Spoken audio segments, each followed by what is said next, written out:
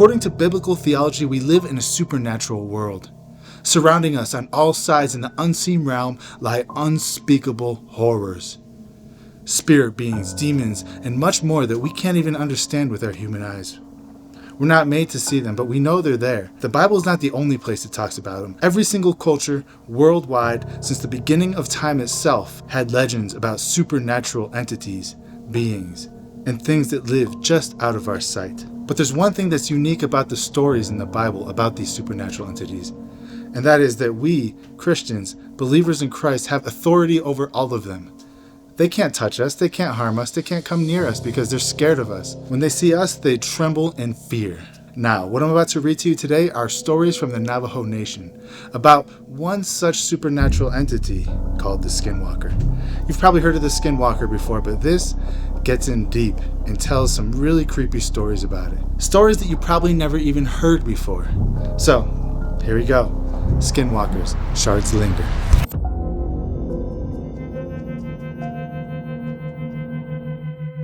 So I found this book, Skinwalker, Shards Linger. From what I hear, it's a pretty rare book. And what it is it's a series of true stories from the Navajo Reservation that deal with skinwalkers and their relation to unidentified flying objects. The pictures of the UFOs were taken by the author and are verified by Dominic Mancini of MUFON, which is the Mutual UFO Network. All right, let's check it out. Skinwalkers, Shards Linger.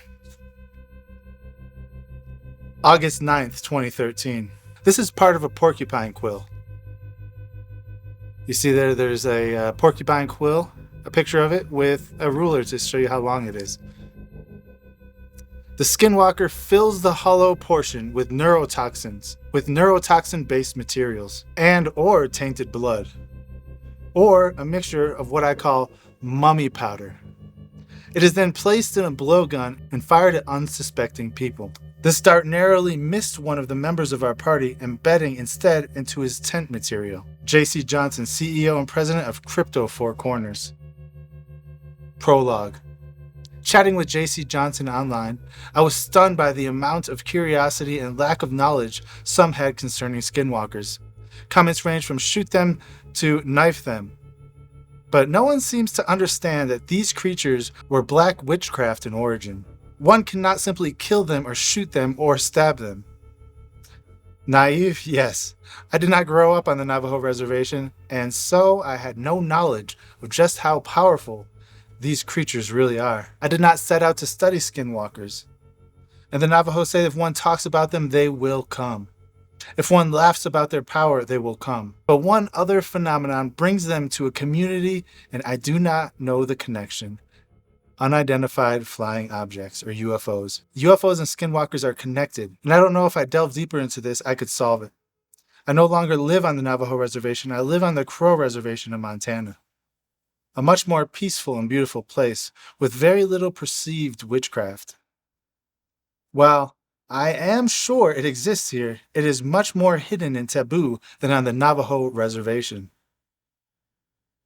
I left the Navajo Reservation after seeing a series of UFO-type objects from our ranch in Greasewood, Arizona. On a side note, I am in the Four Corners area right now. That's where I live.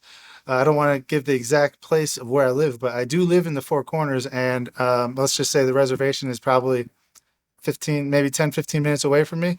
So this thing that we're talking about could affect me.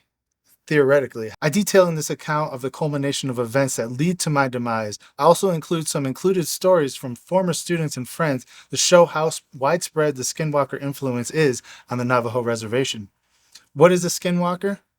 It's a shapeshifter. It's like a werewolf. Medicine men tell me that a gifted skinwalker can assume the shape of any animal provided a man or woman has the skin of the animal. The most common is a wolf, and the formation of the skinwalker is half man, half wolf, or even all wolf. I've seen both. I am no expert, and I have almost been killed by skinwalkers on 2 separate occasions. The Navajo make what is called bitter medicine. It will stave off the effects of a skinwalker. A good medicine man is really the only way to cleanse oneself of all evil. There are other ways to deal with the witchcraft, which are reflected on your own personal beliefs and faith, but that is individual in nature, and I only speak one-on-one. The pictures in this book are marginal at best. Please refer to the website for better pictures, and that is oldironadventure.com. If you guys are interested, check it out, I guess. I haven't seen it, so I can't vouch for it. All right, Chapter 1, Shards Linger.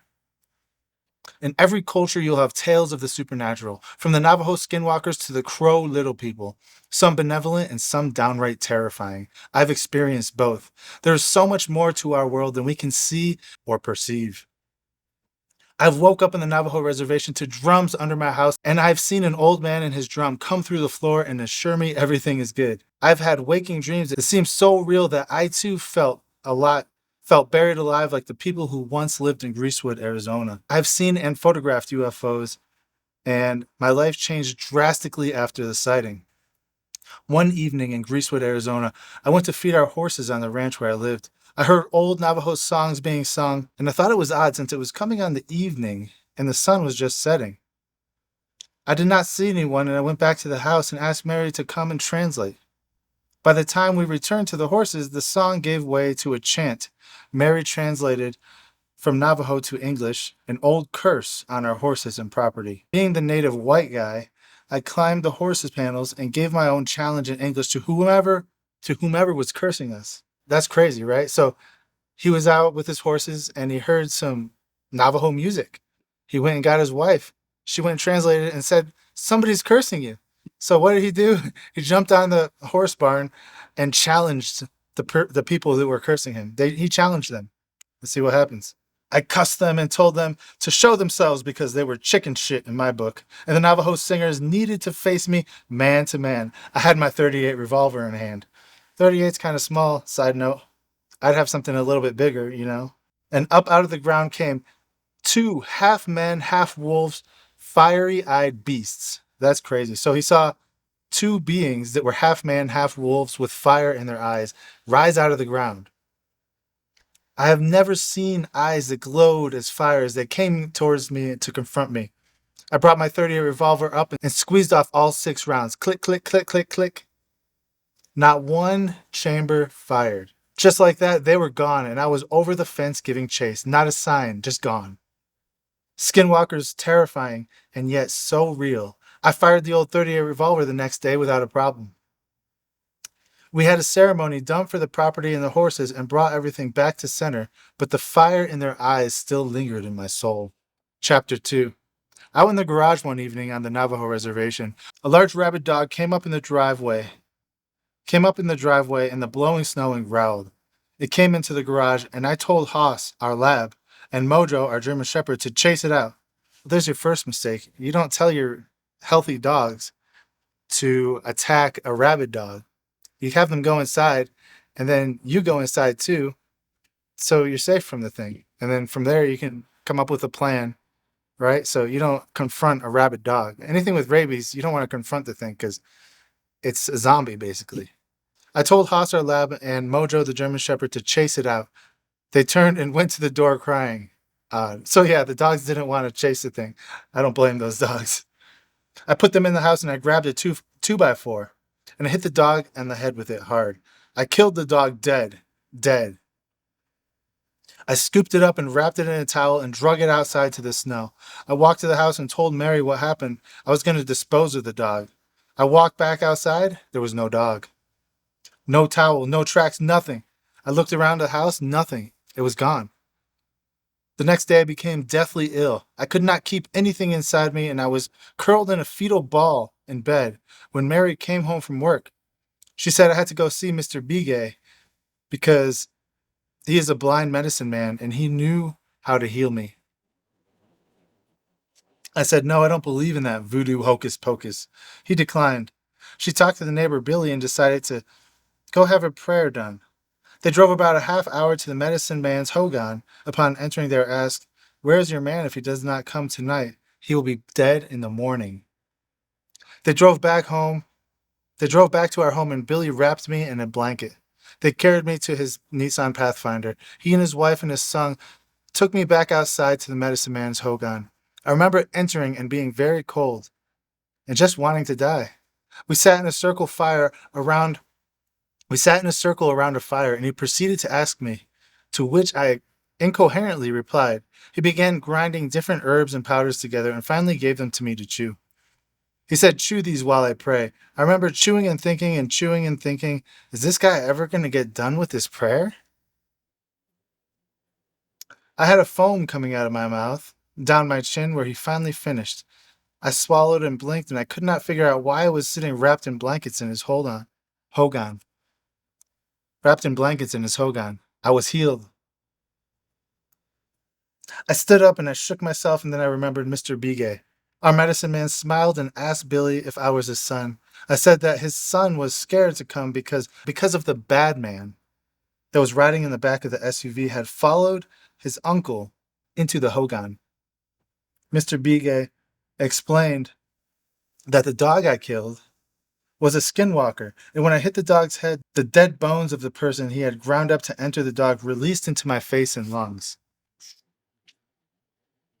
I was fine afterwards, and now I understand that there was a place for medicine man in my life. I spent many hours and days studying Navajo medicine with Mr. Bigay and understand its true power. Chapter 3, Corpse Powder. Coming on dusk and horses to feed. Mary is tired from teaching all day, so I take our big lab hoss and headed out to the horses.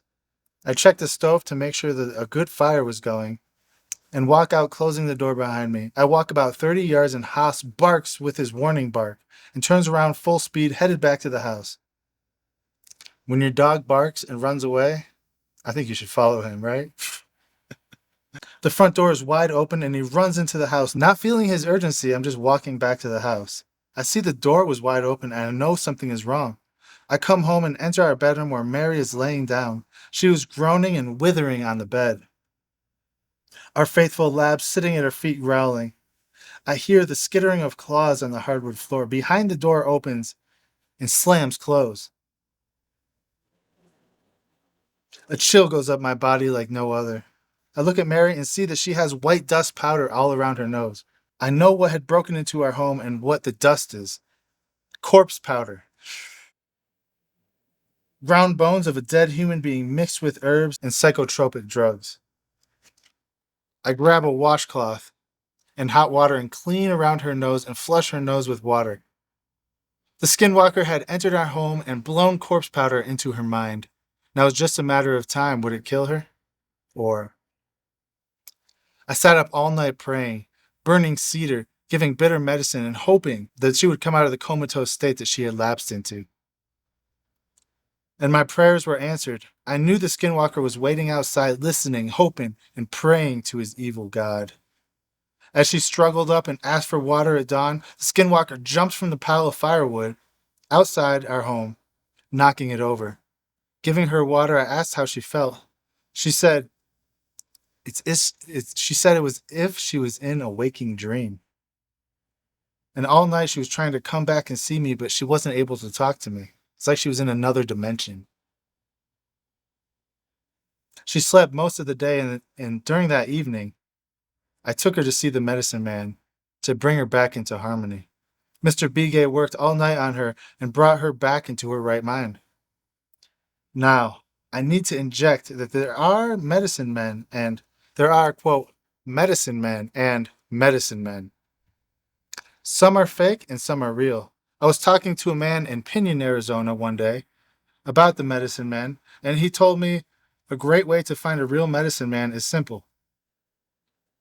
If the man has set prices for everything and he's charging big money for healing, chances are he's fake. Well, yeah, that's a given, you know. Scammers are trying to make money, right? I guess there's scammers in every religion, every culture, and every country worldwide. People are trying to scam you. He told me the way to find a real medicine man is simple. If the medicine man says, just give me what you can, he's a real medicine man. Chapter 4, Skinwalker Photo, 1999. I'm living in Pinion, Arizona on the Navajo Reservation, and really pretty naive to the ways of witchcraft. My good friend would stop for lunch every day and regale me with stories about the reservation. Danny Henson, a good Mormon man, had been driving a UPS on the Navajo Reservation for 30-odd years.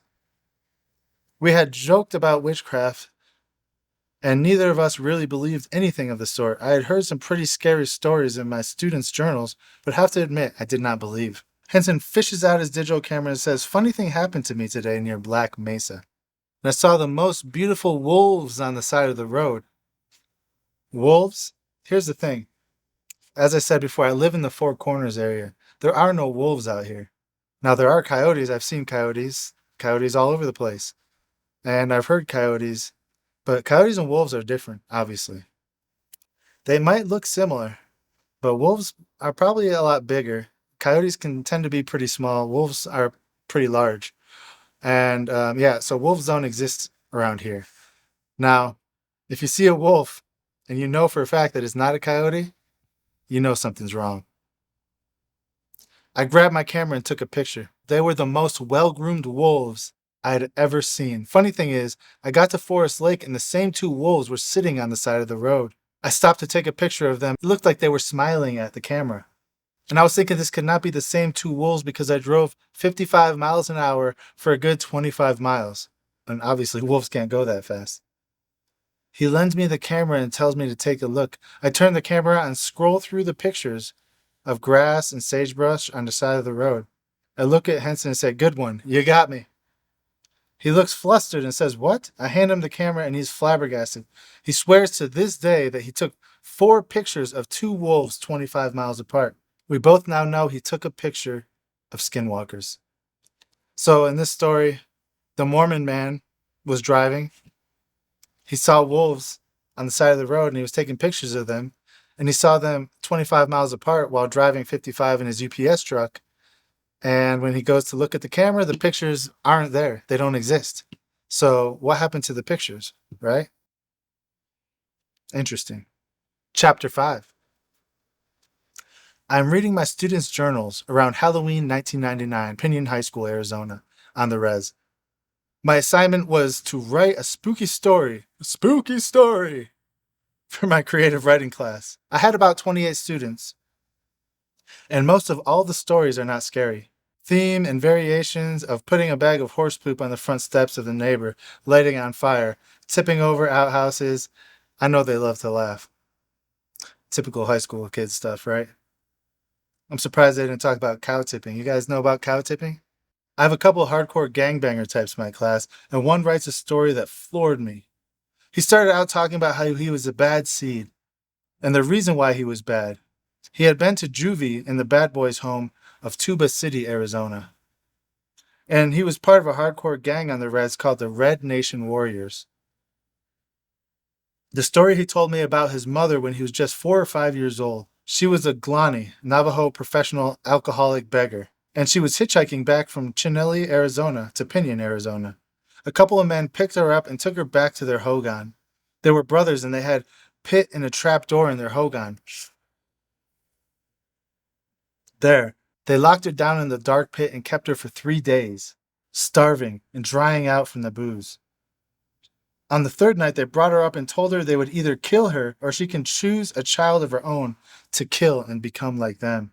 A skinwalker. She chose to kill her daughter and become a skinwalker because she loved her son. That's crazy. They took her back home. She told the young man what she was about to do and how she chose to do it. And she also told him that she picked her daughter to kill because she loved him so much. How sweet. He never saw the 2-year-old sister again. Crazy. His mother changed. While she did not drink, she began to live out in the Black Mesa with the family that originally abducted her. He lost contact with her by high school and was living with his grandma. He said that she could not live with the choice she had made ever since she had been tortured by guilt. He felt responsible for the death of his sister and he ended up in prison. I lost track of him, but his story lived on in my memory. According to the University of Nevada in Las Vegas, anthropologist Dan Bisnek, who specializes in the studies of Native Americans in the Southwest, he says, quote, "Skinwalkers are pure evil in intent. I am no expert on it, but in general, the view is that the skinwalkers do all sorts of terrible things. They make people sick, they commit murders, and they are grave robbers and necrophiliacs." To me, that sounds like the Gerasene demoniac, huh? And we all know Jesus cast that demon right out of that guy like it was nothing. The demon was terrified when he saw Jesus. I bet the same thing could happen with the skinwalker. They are grave robbers and they are necrophiliacs. They are greedy and evil people who must kill a sibling or other relatives to be initiated as a skinwalker. They supposedly can turn into were-animals and travel in supernatural ways." End quote. Chapter 6, Navajo Witchcraft Law. Did you know that on the Navajo Reservation it is legal to kill a skinwalker? And there is a legal precedent that deals with witchcraft. Interesting. A good friend of mine who is a very well-respected lawyer and graduated from an Ivy League school related this tale for me early in his career on the Navajo Reservation. Being ex-military and an officer gives this story interesting credibility. The lawyer and his paralegal are driving home one evening from a brutal land dispute and decide to go up over the Chusca mountain range to return to Window Rock. As they were driving their Chevy Chevette, the paralegal notices a hairy man running next to the car at 55 miles an hour. All of a sudden, the man leaps in one motion and lands on the car's front hood. The lawyer screeches to a halt and the skinwalker hops off and continues to run next to the car. The skinwalker had done the deed and it now fades away. The next morning, the Chevette would not start. The lawyer has it towed to Gallup, where the mechanic can find nothing wrong. He gets the Chevette running, and the lawyer picks it up, back to Window Rock, and yep, it dies again. This scenario repeats over the next few... I think it dies because it's a Chevy Chevette, right? That's not a car I would like to be driving through the desert. No way, no how. Anyway, the scenario repeats itself over the next few weeks until finally the attorney realizes that the vehicle had been witchcrafted by the skinwalker. He trades it in for a Jaguar. A Jaguar? So going from a Chevette to a Jaguar? That's a pretty big upgrade. But I guess, an Ivy League educated lawyer, he could probably afford it, right? Anyway, the attorney told me his story, and he told me to look up the following case. He said, as a young attorney in the mid-70s, he worked in a legal aid program near Granado, Arizona. Many, if not most of his clients were Navajo. His legal confrontation with a witch occurred in a dispute over child custody and financial support. His client, a Navajo woman who lived on the reservation with her son, was asking for full custody rights and back child support payments from her estranged husband, an Apache man. At one point during the legal wranglings, the husband got permission to take the son out for an evening, but he did not return with the boy till the next day. The son later told his mother what had transpired that night. According to the son, he spent the night with his father, a quote, medicine man, and they built a fire atop a cliff. And for many hours the medicine man performed ceremonies, songs, and incantations around the fire. As dawn broke, the three traveled into a wooded area near a cemetery, where they dug a hole. Into the hole, the medicine man just deposited 2 dolls made of wood. One of the dolls was made of dark wood and the other one light wood, as if the 2 dolls were meant to represent Mother and the lawyer. Although the lawyer wasn't sure how to take this news, he recognized that it certainly doesn't sound good. So he sought the advice of a Navajo professor at a nearby community college. He told me the ceremony I had described was a very powerful and very serious ceremony, and that it meant that he was supposed to end up buried in that cemetery. He also said that a witch can perform this type of ceremony only 4 times in his life, because if he tries more than that, the curse would come back on the witch himself. He also told me that if the intended victim found out about it, the curse would come back onto the person who requested it. The lawyer thought about a way to tell the husband that he found out about the ceremony. So he filled court papers and requested an injunction against the husband and the unknown medicine man, who he described in the court case as John Doe, a witch. The motion described in great detail the alleged ceremony. So this was a legal filing in court describing the witchcraft, the ceremony, the intended outcome of this ceremony. Pretty interesting. The opposing attorney appeared extremely upset by the motion, as did the husband and the presiding judge. The opposing lawyer had argued to the court that the medicine man had performed a blessing way ceremony, not a curse. But the lawyer knew the judge, who was Navajo. He could distinguish between a blessing ceremony and a curse. The blessing ceremony takes place inside of a Navajo hogan, not on the top of the cliff in the middle of the night, around a fire. He said it was obviously a darker ceremony involving look-alike dolls placed in the woods near a cemetery. The judge nodded in agreement when the lawyer responded. Before the judge could rule, however, the lawyer requested a recess so that the significance of this legal motion could sink in. The next day, the husband capitulated by agreeing to grant total custody to the mother and pay back all child support.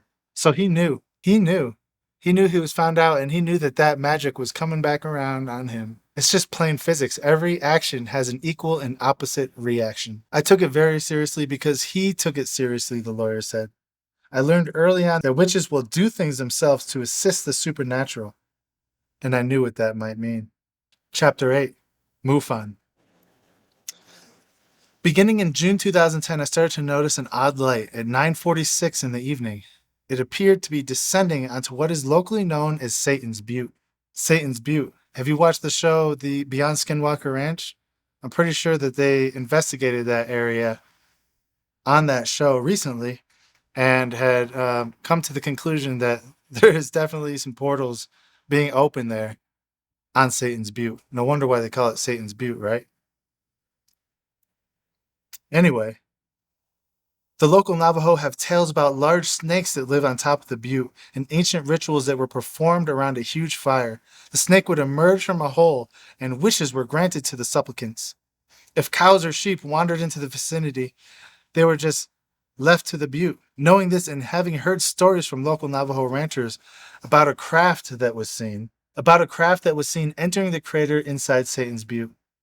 Again, just like Skinwalker Ranch, there are crafts being seen flying in and out of the mesa there. There are crafts being seen flying in and out of all these different rock formations all around that area, and also in the Four Corners area where I'm recording this right now. What does that tell you? That's for another video. I was curious, but dismissed the stories as local folklore. On June 2nd, I rushed into the house and told my wife that I had seen something descending into Satan's Butte. She rolled her eyes and asked when she could call the men with white jackets to come take me away. I swore I saw something that appeared to be cylindrical. It had flashing red lights in the middle. 2 nights later, I rushed into the house and told her to look out because it was descending again. She was not quick enough and she missed the craft. By this time, the wife really thought I had flipped out or I was drinking. Then I told her I was going to Flagstaff to Best Buy to buy a good camera so I can photograph it next time. I bought a good digital Nikon. Having bought the Nikon, I waited and waited. It was around 9 p.m. and I walked outside to check the horses, which were in the corral about 50 yards from the house. Something was spooking them. I looked across the corral and saw a misty, silvery cigar-shaped object.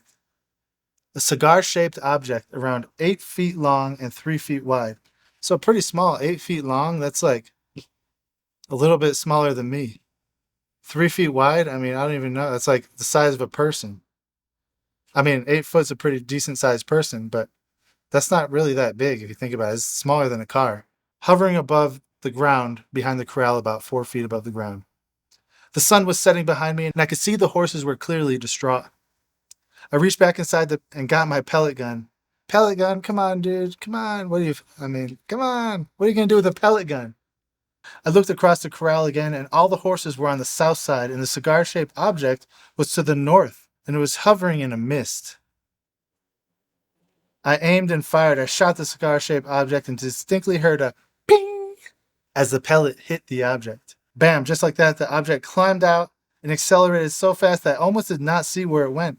It shot across the yard towards the neighbor's house that was about 100 yards away. The only way that I saw where it went was through my peripheral vision, and I saw it, and I looked again, and I aimed at it. It was gone. Most people see flying saucers that look slightly cigar-shaped and hover side to side, but this was a cigar-shaped object that can be pictured more like a torpedo cigar, stood on end with a larger portion being higher in the air and the tip towards the ground. Oh, okay, so it was vertical. That's interesting. It put off an odd vapor or mist that made it hard to focus on, but it was silverish in color and distinct enough to shoot. I went back to the house and looked west towards Satan Butte and saw the tip that was dropping tendrils of light towards the ground. So it just looked like it was dropping light off the ground after he shot it with the pellet gun. That's crazy. At the time, my wife witnessed the spectacle too. We took many pictures while the UFO was about 2 to 3 miles away. It appeared perfectly in my viewfinder. My wife had excellent eyesight, and while watching through our binoculars, she spotted a second UFO and pointed it out. It was hovering higher than the other one at great distance. Finally, he thought, I wasn't going to be locked up in the loony bin. 2 witnesses and multiple pictures, all sent to MUFON and documented. Here's one of the pictures here. I don't know if you can see that. Honestly, it just looks like black with like a white smudge. It could be anything, but I don't doubt the story. I think he's telling the truth. But the picture really doesn't show any detail or anything specific that could be interesting. It's just black and white. But I do believe his story. The next morning, I sent pictures to MUFON and was called at my home within a few minutes. I got a call from a lady at MUFON. She asked to be interviewed that evening. And who was interviewed by a woman from Phoenix for about 2 hours. They were intrigued by the photos. They talked about it and exchanged numbers and got word that the Navajo Rangers were coming to talk to him. I don't know if you guys know about the Navajo Rangers, but these guys are awesome. They're pretty famous in the paranormal world. They've been investigating this stuff for a long time, and they do take it very seriously. He said he thought, yeah, right. The Navajo Rangers are coming to see me. He didn't believe it. He went down and checked the butte about 3 miles from the house, and sure enough, there were some feds at Satan's Butte. They were driving Navajo Ranger vehicles and were very personable. They stated that they were part of a special ops paranormal investigation group. It was a group of 16 rangers on the Navajo Reservation. So was this actual federal government employees, or was it the actual Navajo Rangers who are part of the Navajo Nation? I wouldn't call them federal government. I think those are different things. So anyway, he says, he pulled out his camera and wanted an interview with one of the Rangers. He started off the interview complaining about cattle grazing on his cattle site without a permit. And the lieutenant chuckled and said, "We both know we are not here about grazing cattle." He then told me about his special operations unit. They had investigated skinwalkers, witchcraft, paranormal, archaeology site, theft, and everything in between.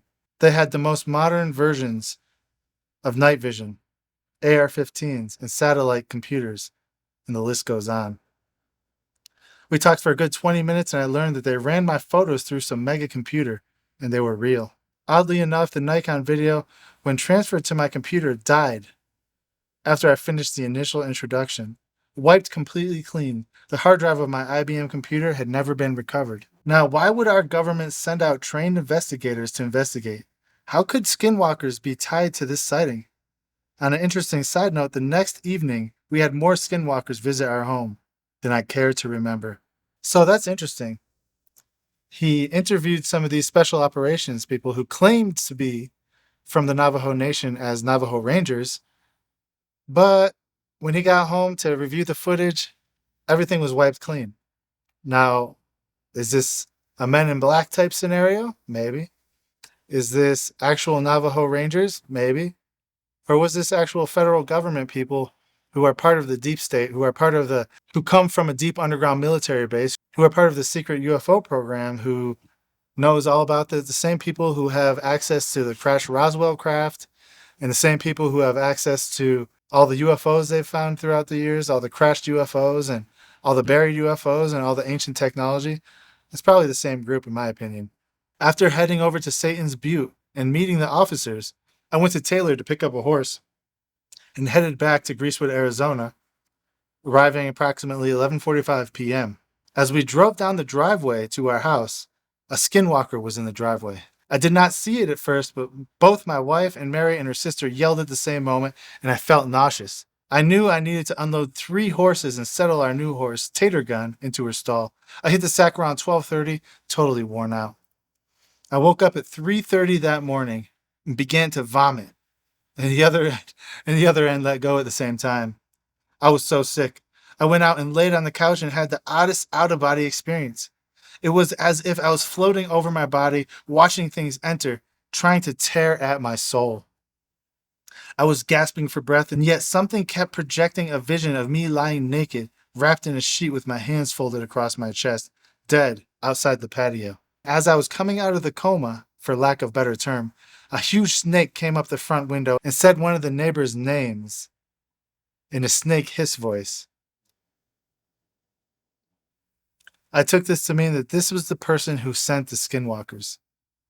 As I came out, the snake retreated and the horses went absolutely nuts. The dogs began to howl and life again was normal on the reservation. That's crazy. So his neighbor sent a skinwalker to kill him after this UFO sighting? This is a crazy night. I mean, so many things happened this one night for this guy, all because he decided to go to Best Buy and buy a Nikon camera. What is the moral of this story? We're not done with the story yet, but to me, the moral of the story is if you see something weird, don't go film it and don't go to Best Buy and get a camera so you can film it, so you can send it off, because you're just going to be inviting things to attack you. Or don't take my advice and film it. Is this why it's so hard to get good videos of paranormal things online? Because, well, A, most of them are fake, but the real ones, things end up happening to the people who post them that make it not worth them to post it. Because honestly, if your life is at risk, why would you post something like that? Right? Because we all know the paranormal is real. We know all these stories are real. We don't need proof. We don't need proof. Hearing the story is good enough. We don't need to see the pictures or see the videos. Although it is nice to see stuff like that every now and then. And I have seen videos and pictures of things that I will be sharing on this channel at some point. So let's continue reading. An old medicine man came to me and asked if everything was okay the next evening. I related my skinwalker story. He explained that someone who hated me had sent them to kill me. But not just skinwalkers, the very demons that control these things. Demons, yeah, they're absolutely demons. I digress. When I finished telling the old medicine man my story, I grew very ill again and had to run for the bathroom. The Navajos are patient people. Aside from my wife, he added. And he waited till I come back, soaked in sweat and smelling like a dead cow. Take a shower, man. He instructed me on how to deal with what the demons had left in me, and I followed his advice, and for the first time ever, I felt better. He and I shared stories of aliens, his mother, and donkey mutilations. Well, that's interesting because we've all heard of cattle mutilations, and now they're referring to donkey mutilations. I mean, it doesn't surprise me that they would mutilate more than one type of animal, but what other type of mutilations are there that we don't hear about? What about like small things like squirrels and rabbits? We would never notice because we see dead squirrels and rabbits all the time, right? They're just little corpses just rotting under some bushes or something. So cattle mutilations, donkey mutilations, what other type of mutilations are there? There is a strange story out of Brazil about a human mutilation that is a little bit too creepy to get into right now. So let's continue reading. He also said a sheep was mutilated and investigated by the rangers over near the summit of Satan's Butte. He became ill and he had to leave. He said whatever had affected me was affecting him too. I know who sent them and who paid for them to be sent. I know that in time they will be paid back with loss. Interesting side note, one Navajo ranger said to me, you have to have strong faith or you will be killed by witchcraft on the reservation. Exactly what the Bible says, actually. One friend said he saw many rangers and black op vehicles around our house that Friday night. I do have strong faith, and I know that once again my Father saved me from the wickedness and folly of men. This is exactly what the Bible says, really. When you break it down, supernatural things like this do exist, and there is literally only one way to avoid them. And his name is Jesus Christ. This just in from a friend who wishes to remain anonymous, but is a well-respected UFO researcher. Quote, I just got done reading a book called The Hunt for the Skinwalker. On a side note, I've read that book. It's great. I recommend everybody read it. Hunt for the Skinwalker by George Knapp. Great book, and it really breaks down a lot of the phenomena that's happening, not only on Skinwalker Ranch, but these things are happening all over the place. It's just more reported on Skinwalker Ranch because of popularity and stuff like that. So check it out, Hunt for the Skinwalker. And he goes on to say that is based on the paranormal case of Skinwalker Ranch, which is the Sherman Ranch, near Fort Duchesne, Utah. It's interesting similarities in cases, Satan Butte and Skinwalker Ranch. And both interesting cases were investigated by Robert Bigelow's investigative group in Las Vegas, Nevada. Yeah, so Bigelow investigated Skinwalker Ranch, and he also investigated Satan's Butte. So these are two locations that are linked together through some paranormal chain, right? We don't really know the details of it, but I'm pretty sure some interesting revelations are going to come out soon. Another interesting fact that I determined is the case that Satan's Butte and Skinwalker Ranch lie on the exact same longitude, 109, 53 degrees, 15.91. So basically that's it. This is the rest of the book. The last few pages are just email correspondence about the story I just read to you, from the guy who saw the thing up on Satan's Butte to MUFON and back and forth, stuff like that. So, but there is some interesting pictures in the back, and I'll show them to you guys real quick. It doesn't really show anything crazy, but these are pictures of the event that kind of give it more credibility, which I do believe this is true. I believe all this stuff is true. So here are some pictures.